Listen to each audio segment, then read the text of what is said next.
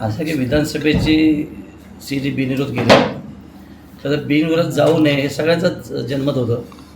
वरिष्ठ नेते असतील, कार्यकर्ते असतील किंवा वोटर्स असतील, यांचं म्हणणं होतं की कोकणाची निवडणूक ही लढाईने लढली पाहिजे. पण शेवटी तटकरेंनी गनिमी काव्याने ती लढाई जिंकली असं नक्की सांगता येईल. आणि म्हणून काल त्यांनी वक्तव्य केलं की एका म्यानात दोन तलवारी राहत नाहीत, मी चार ठेवतो.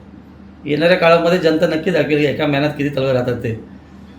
तटकरे उपरोक्त बोलत आहेत, खरं तर त्यांना शोभने निश्चित नाही आहे. राजकारणामध्ये गिव्ह अँड टेकची परिभाषा वापरली पाहिजे. मला असं वाटतं की झालेल्या निवडणुकीच्या संदर्भात कदाचित निवडणूक झाली असती तर आम्ही ताकदीने लढलो असताना जिंकूनही आणली असती. पण ते दुर्दैव कोकणात जनतेचं की महायुतीचा धर्म पाळत असताना आम्ही आपली सीट पाठी घेतली आणि मग अपोजिशनने केला म्हणता येईल किंवा तडजोड केली आणि तडजोडीतनं त्यांना सीट ती बहाल झाली. म्हणून त्यांनी त्याचं श्रेय अशा पद्धतीने घेऊ नये.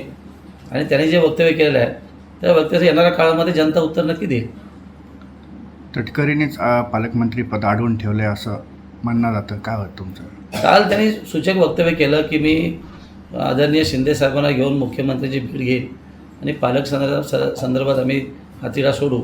याचा अर्थच असा आहे की एवढ्या वर्ष त्यांना स्थगिती दिल्यानंतर पालकमंत्री पदाला आत्तापर्यंत ते पद ह्याच लोकांनी थांबून ठेवलं आणि ह्या आता झालेल्या निवडणुकीमध्ये ती बार्गेनिंग पॉवर दिसली आणि आमचे नेते त्याला भाळले असं मला वाटतं. आणि त्या अनुषंगाने झालेला तो निर्णय आहे म्हणून त्याचा आम्ही निषेध नक्की करतो. पण येणाऱ्या काळामध्ये या सगळ्याचं उत्तर जनता नक्की देईल.